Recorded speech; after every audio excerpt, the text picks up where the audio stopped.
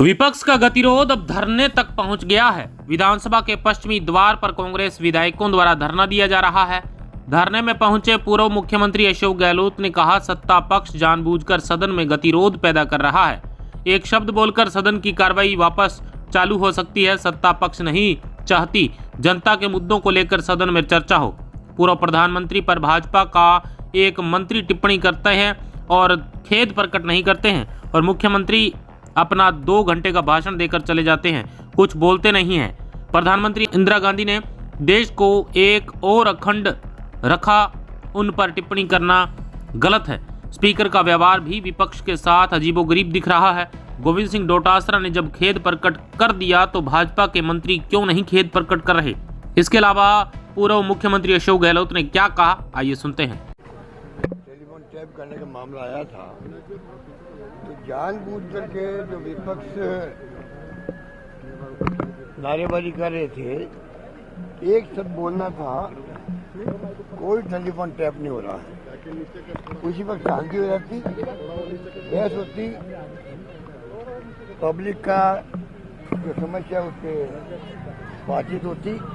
Mister Jully जो नेता प्रतिपक्ष है वो अपनी बात कहते कि साल भर में आपने क्या काम किए, क्या काम नहीं किए, प्रदेश जनता क्या चाहती है, क्या सोचती है, मौका ही नहीं दिया और खुद ने 2 घंटे भाषण दे दिया मुख्यमंत्री जी ने।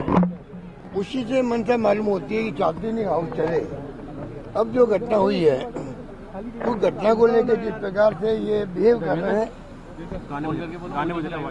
मैं समझता हूँ कि जो बहस जो ये अप्रोच इनकी है वो बहुत ही, मैं समझता हूँ, शर्मनाक है। इनकी जो अप्रोच है बहुत दुर्भाग्यपूर्ण है। ऐसा कभी होता नहीं है। मान लीजिए एक मंत्री ने बात बोली, विपक्ष को उसे तकलीफ हुई है क्योंकि इंदिरा गांधी महान नेता थी जो शहादत दे दी उसने देश के लिए, देश को एक रखा, अखंड रखा, पाकिस्तान के 2 टुकड़े कर दिए। उसके ऊपर आप इस प्रकार से सरकास्टिक वे में करते हो, माँ बाप दादी कुछ भी बोल सकते हैं, कोई सम्मानजनक शब्द है, पर आप अगर तंज कसोगे उसके ऊपर तो लोगों को तकलीफ होगी। इशू बनते बनते बढ़ते बढ़ते ऐसी स्थिति आ गई। अब स्पीकर महोदय जिस प्रकार के व्यवहार कर रहे हैं वो बड़े अजीबोगरीब है। जब डोटासरा जी ने अपनी बात कह दी, खेद व्यक्त कर दिया, हमारे वक्त में भी कई बार लोग चढ़े थे प्लेटफॉर्म पर, हमने निकाला भी होगा किसी को, परंतु ये प्रयास रहा कि भाई वापस शांति स्थापित हो।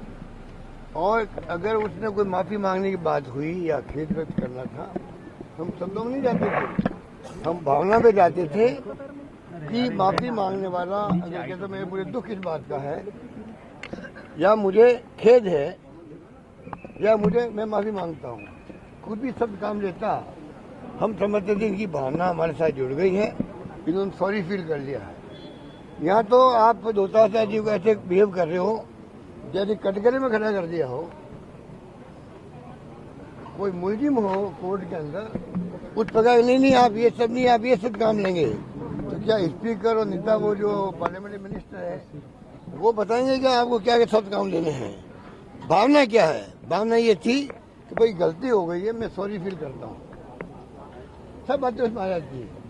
इनफॉर्मल फॉर्मल वो बोल गए गुस्से के अंदर, उसके ऊपर भी उन्होंने खेद प्रकट कर दिया स्पष्ट शब्दों के अंदर। उसके बाद में स्थिति स्पष्ट थी, समाप्त हो जाता मामला। उस वक्त में मंत्री जी 2 बात बोलवा देते, जिसे इंदिरा जी के बारे में बात बोली थी, और हाउस चालू हो सकता था आगे। लगता है कि इनकी नीयत खराब है, चाहते ही नहीं जन समस्याओं को उठाएं क्योंकि इनकी गवर्नेंस चल नहीं पा रही है, इनके मंत्री जवाब दे नहीं पा रहे हाउस के अंदर। सब जानते हैं उनका बचाव कितनी बार करना पड़ता है स्पीकर को बार बार मंत्रियों को बचाव मांगना पड़ रहा है, हाउस चल नहीं पा रहा है, बदनामी हो रही सरकार की। उससे बचने के लिए मुझे लगता है जानबूझ करके ये ऐसे हालात बना रहे हैं जिससे कि विपक्ष धरना दे, प्रदर्शन करे, बाहर निकले, कुछ भी करे और हाउस चलता रहे और बजट पास कर जाए, ये इनकी नीयत लगती है, ये मेरा मानना है।